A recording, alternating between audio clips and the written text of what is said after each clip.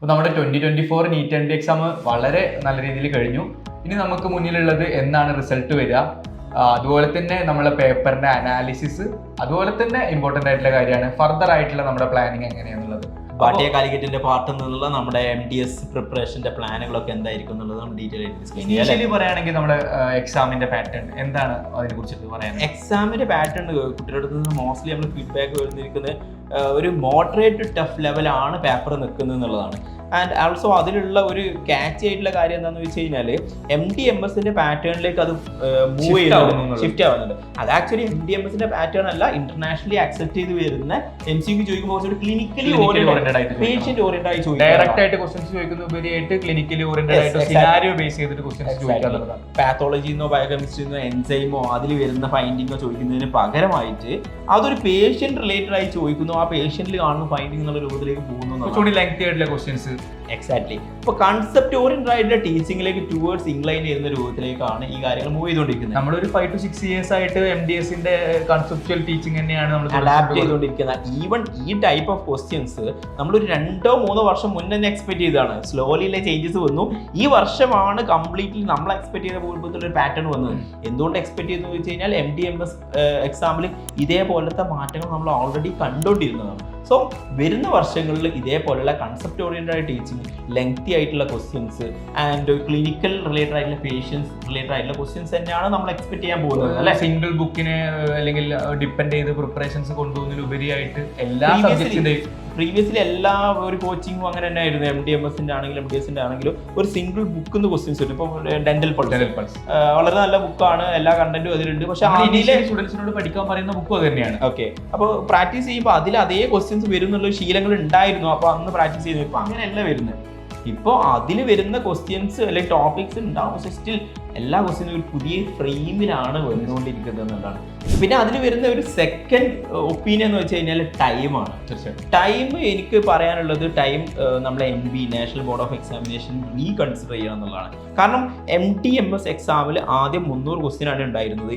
ഇതേപോലുള്ള lengthy questions വന്നതിന് ശേഷം അവർ ക്വസ്റ്റ്യൻസിന്റെ നമ്പർ 300 ക്വസ്റ്റ്യൻസ് 200 ക്വസ്റ്റ്യനിലേക്ക് മാറ്റി എന്നുള്ളതാണ്. നമുക്ക് ഇത്തവണ സ്റ്റുഡൻസിന്റെ കുറെ റെസ്പോൺസ് കേട്ടത് അവർക്ക് റിവ്യൂ ക്വസ്റ്റ്യൻ ആ ടൈമിൽ ഓടിച്ച് തീർക്കാൻ പറ്റിയില്ല എന്നുള്ള കാര്യമുണ്ട്. അപ്പോൾ ഫ്രം സ്റ്റുഡൻസിന്റെ അടുത്തുള്ള റിവ്യൂ അനുസരിച്ച് വെരി സ്ട്രോങ്ലി സജസ്റ്റ് ചെയ്യാനുള്ളത് ഈ 240 ക്വസ്റ്റ്യൻ എന്നുള്ളത് പണ്ടത്തെ കൺവെൻഷണൽ സ്റ്റൈലിൽ പൾസ് നിന്ന് നേരെടുത്തുന്ന ക്വസ്റ്റ്യൻ ചോദിക്കുന്ന സമയത്ത് ഈ 3 hours 240 ക്വസ്റ്റ്യൻ എഴുതാൻ പറ്റുമായിരുന്നു, ഓക്കെ ആയിരുന്നു. പക്ഷെ ഇപ്പോഴത്തെ പാറ്റേൺ വളരെ നല്ല പാറ്റേൺ ആണ്. ഫോളോ ചെയ്യേണ്ടതും പഠിക്കേണ്ടതും ഈ കൺസെപ്റ്റ് ഓറിയന്റഡ് ടീച്ചിങ് നോളജ് ഉണ്ടാവുന്നതുമായിട്ടുള്ള പാറ്റേൺ. ഓക്കെ, അപ്പൊ അതിലേക്കാണ് മൂവ് ചെയ്യുന്നതെങ്കിൽ 240 ക്വസ്റ്റ്യൻ ഓക്കെ, അതിനനുസരിച്ച് അത് നമ്മുടെ റിക്വസ്റ്റ് ആണ്. നമ്മുടെ ആഷിക്ക് പേഴ്സണലി NBA-ക്കും നാഷണൽ ബോർഡ് ഓഫ് എക്സാമിനേഷന് പേഴ്സണലി മെയിലും റിക്വസ്റ്റ് അയച്ചിട്ടുണ്ട്. 3.5 hours ആക്കണം, അല്ലെങ്കിൽ 4 hours. അല്ലെങ്കിൽ നമ്മൾ ഈ 240 ക്വസ്റ്റ്യൻ 200 ക്വസ്റ്റ്യൻസ് സെയിം പാറ്റേണിലേക്ക് തന്നെ കൊണ്ടുവരാന്നുള്ളതാണ്. സോ ഈ 2 മാറ്റങ്ങൾ കൊണ്ടുവന്ന് കഴിഞ്ഞാൽ ഈ കുട്ടികൾക്ക് കുറച്ചുകൂടി കൺസെപ്റ്റ് ഓറിയന്റഡ് അറിയുന്ന രൂപത്തിലേക്ക് എഴുതാൻ പറ്റുന്നതാണ്. ഇവിടെ ഒരു ചേഞ്ച് ഉണ്ടായത് എന്താണെന്ന് വെച്ച് കഴിഞ്ഞാൽ കുട്ടികൾക്ക് ഈവൻ ദോ ഈ പറഞ്ഞിരിക്കുന്ന ക്ലിനിക്കൽ ക്വസ്റ്റ്യൻ അറിയാമെന്നുണ്ടെങ്കിലും അത് പ്രോപ്പർലി ഡൈജസ്റ്റ് ചെയ്യാനുള്ള സമയം കിട്ടിയിട്ടില്ല എന്നുള്ളത്. അത് കുറച്ചുകൂടി ആലോചിക്കാനുള്ളതോ അല്ലെങ്കിൽ എന്താ പറയുക അതിനെക്കുറിച്ച് കുറച്ച് ചിന്തിക്കാനുള്ള സമയം കിട്ടുന്നില്ല. പണ്ട് കണ്ട ക്വസ്റ്റ്യൻസ് ചെയ്യാൻ പറ്റിയ എന്നുള്ളതാണ്.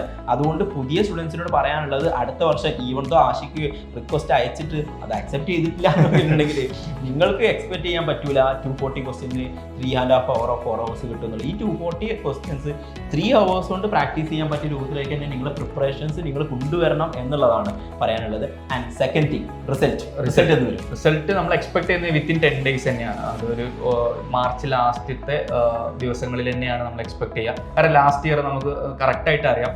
മാർച്ച് 2 എക്സാം കഴിഞ്ഞു, മാർച്ച് 10 തന്നെ റിസൾട്ട് വന്നു. സോ ബിഫോർ ഗുഡ് ഫ്രൈഡേ തന്നെ നമുക്കൊരു ഗുഡ് റിസൾട്ട് എക്സ്പെക്ട് ചെയ്യാന്നുള്ളതാണ്.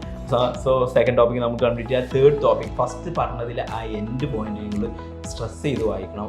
അടുത്ത വർഷം ഇതേപോലത്തെ എക്സാമാണ് നമ്മൾ എക്സ്പെക്ട് ചെയ്യുന്നെങ്കിൽ നമ്മൾ ക്വസ്റ്റ്യൻസ് പ്രാക്ടീസ് ചെയ്ത് മാത്രം കൊണ്ടുപോകുക എന്നുള്ള കാര്യം നമുക്ക് അവൈലബിൾ ആയാൽ ശരിയായിരിക്കില്ല. കൺസെപ്റ്റ് ഓറിയന്റഡ് ആയ ടീച്ചിങ്ങിലേക്ക് മൂവ് ചെയ്ത് നിങ്ങൾ പോകേണ്ടത് അല്ലെ. ഏറ്റവും ഹാപ്പി ആയിട്ടുള്ള കാര്യം ഓൾറെഡി നമ്മുടെ അടുത്ത് ഒരു 300+ സ്റ്റുഡൻസ് ആക്റ്റീവ്ലി ഈ നെക്സ്റ്റ് 2025 നീറ്റിന് വേണ്ടി അതും എക്സാം എഴുതുകൊണ്ടിരിക്കുന്ന ആളുകൾ അല്ലെ. നമ്മുടെ ടെസ്റ്റ് സീരീസുകളൊക്കെ ക്ലാസ് ടെസ്റ്റുകളും നമ്മൾ കൊടുക്കുന്ന സീരീസ് എക്സാമുകൾ വളരെ റെഗുലർലി എക്സാം എഴുതിക്കൊണ്ടിരിക്കുന്ന ആളുകളുണ്ട്. മനസ്സിലാക്കേണ്ടത് നിങ്ങൾ കുറേ അപ്പർ എഡ്ജിലായിട്ട് മാറി നിൽക്കുന്നതാണ്. കാരണം ബാക്കിയുള്ളതൊക്കെ പൾസ് ഓറിയൻറ്റഡ് ആയിട്ടുള്ള ടീച്ചിങ് മാത്രം കൊണ്ടുപോകുമ്പോൾ നിങ്ങൾ ഈ കൺസെപ്റ്റ് ഓറിയൻറ്റഡ് ടീച്ചിങ്ങും അതിൽ വരുന്ന എക്സാം സീരീസ് എഴുതിക്കുമ്പോൾ കുറേ അധികം അപ്പർ എഡ്ജിലേക്ക് നിങ്ങൾക്ക് മൂവ് ചെയ്യാൻ പറ്റുന്നതാണ്.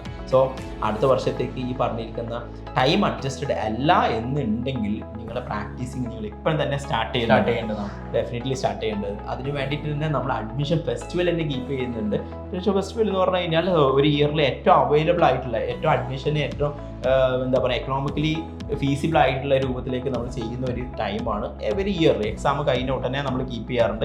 സോ 31st വരെ നിങ്ങൾക്ക് ബാട്ടിയക്കാലിക്കറ്റ് ഓഫീസും ബാക്കി കാര്യങ്ങളായിട്ട് ബന്ധപ്പെട്ടുകൊണ്ട് പുതിയ ബാച്ചിൻ്റെ പുതിയ പ്രിപ്പറേഷൻ പാറ്റേണിലേക്ക് നിങ്ങൾക്ക് മെർജ് ചെയ്ത് പോകാൻ പറ്റുന്നതാണ്. ആൻഡ് ഓൾസോ ഈ വർഷത്തെ എക്സാം അതിന് ബോർഡർ ലൈനിൽ ക്രാക്ക് ചെയ്യാൻ പറ്റിയിട്ടില്ല എന്നുള്ള ആളുകൾക്ക് പോലും സ്പെഷ്യൽ ആയിട്ടുള്ള പാക്കേജസ് അവരുടെ മാർക്കിനനുസരിച്ചുള്ള അല്ലെങ്കിൽ അവർ സ്കോളർഷിപ്പ് ബേസ് ചെയ്തിട്ടുള്ള കാര്യങ്ങളൊക്കെ നമ്മൾ പ്രിപ്പയർ ചെയ്തിട്ടുണ്ട് അഡ്മിഷൻ ഫെസ്റ്റിവൽ. അതുപോലെ തന്നെ പ്രിപ്പറേഷൻ ആഗ്രഹിക്കുന്ന 2018 ബാച്ചിലെ സ്റ്റുഡൻസിനും 18 ബാച്ചിലെ സ്റ്റുഡൻസിന് എക്സാക്ട്ലി പറയാനുള്ള അവർക്കുള്ള ഇന്റേൺഷിപ്പ് തീരുക ചിലപ്പോൾ ഒക്ടോബർ സെപ്റ്റംബറിലൊക്കെ ആയിരിക്കും അല്ലെ.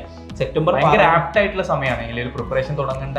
സെപ്റ്റംബർ മന്ത്സ് ആണ് നമ്മൾ ഇനി നെക്സ്റ്റ് എക്സാമിലോട്ട് എക്സ്പെക്ട് ചെയ്യുന്നത്. അപ്പോൾ ഭയങ്കര കൺസൈസ് ആയിട്ടുള്ള ഒരു എന്താ പറയുക പക്ക ടൈമിംഗ് ആണ്. അപ്പോൾ ഈ സമയത്തേക്ക് പറ്റുന്ന സബ്ജക്ട്സുകൾ കൺസെപ്റ്റ് ഓറിയന്റഡ് ആയിട്ടുള്ള ക്ലാസ് കേട്ട് നോട്ട് ചെയ്ത് കീപ്പ് ചെയ്ത് കൊണ്ടുപോകുക എന്നുള്ളതാണ് ഈ വർഷത്തെ എക്സാമിന്റെ ഒരു കൺക്ലൂഷൻ എന്ന രൂപത്തിലേക്ക്. കൺസെപ്റ്റ് ഓറിയന്റഡ് ആയിട്ടുള്ള ലേണിംഗ് ഓരോ ഇൻഡിവിജ്വൽ സബ്ജക്ട്സിനും ഹൈലൈറ്റഡ് ആയിട്ട് പറയാനുള്ളത് ഓരോ ഇൻഡിവിജ്വൽ സബ്ജക്ട്സിനും അതിൽ എക്സ്പേർട്സ് പറഞ്ഞു തരുന്ന രൂപത്തിൽ നമ്മുടെ ഫാക്കൽറ്റീസിനോട് എടുക്കുകയാണെങ്കിൽ ഓരോ ഏരിയയിലും 10 to 15 years ക്ലിനിക്കൽ എക്സ്പീരിയൻസ് ഉള്ള പേഴ്സൺസിൻ്റെ അടുത്തുള്ള ക്വസ്റ്റ്യൻസും ഡിസ്കഷൻസും വരുന്ന സമയത്ത് അത് കുറച്ചുകൂടി ഹയർ ലെവലിലേക്ക് കൊണ്ടുവരാൻ പറ്റും. കാരണം ഈ ക്വസ്റ്റ്യൻ ചോദിക്കുന്ന എക്സാമിനർ ഈ ക്വസ്റ്റ്യൻ തിയറി ബേസ് ചെയ്ത് പ്രിപ്പയർ ചെയ്യുന്നതല്ല. ഈ പറഞ്ഞിരിക്കുന്ന ക്ലിനീഷ്യൻസിൻ്റെ അടുത്ത് നിന്ന് ആക്ച്വലി എങ്ങനെയാണോ പേഷ്യൻ്റ് പ്രസൻറ്റ് ചെയ്യുന്നത്, എന്തെല്ലാം ഹിസ്റ്റോപാത്തോളജിക്കൽ ഫൈൻഡിങ്സ് ആണോ, എന്തെല്ലാം മൈക്രോബയോളജി അനാറ്റമി റിലേറ്റഡ് ആയ ഇൻഫർമേഷൻസ് ആണോ വേണ്ടത്, അത് എടുത്തുകൊണ്ടാണ് ക്വസ്റ്റ്യൻസ് പ്രിപ്പയർ ചെയ്യുന്നത് എന്നുള്ളതാണ്. അപ്പോൾ 19 സബ്ജക്ട്സിനും സബ്ജക്ട് എക്സ്പേർട്സിൻ്റെ അടുത്ത് നിന്ന് ക്ലാസ് കേൾക്കുന്ന രൂപത്തിലേക്ക് നിങ്ങളുടെ സ്റ്റഡിയും ബാക്കി കാര്യങ്ങളൊക്കെ അറേഞ്ച് ചെയ്യുക. So in the light of എന്താ പറയുക 2024 NEET MDS എക്സാം നമ്മൾ കൺസെപ്റ്റ് ഓറിയന്റഡ് ലേണിംഗിലേക്ക് പോകുന്നു. ആൻഡ് ഓൾസോ നമ്മൾ ക്വസ്റ്റ്യൻ പ്രാക്ടീസിങ് വളരെയധികം നമുക്ക് ഇമ്പോർട്ടൻസ് കൊടുക്കേണ്ടതുണ്ട്. അപ്പോൾ അത്രയായിട്ട് ഉഷാറായി പോവുക. ആൻഡ് ബാട്ടിയ കാലിക്കറ്റിൻ്റെ അഡ്മിഷൻ ഫെസ്റ്റിവൽ ഈ ഒരു ടൈമിൽ മാക്സിമം നിങ്ങൾ യൂട്ടിലൈസ് ചെയ്യാം. ഡേറ്റ് മറക്കണ്ട, March 21 മുതൽ March 31 വരെ. ഓക്കെ.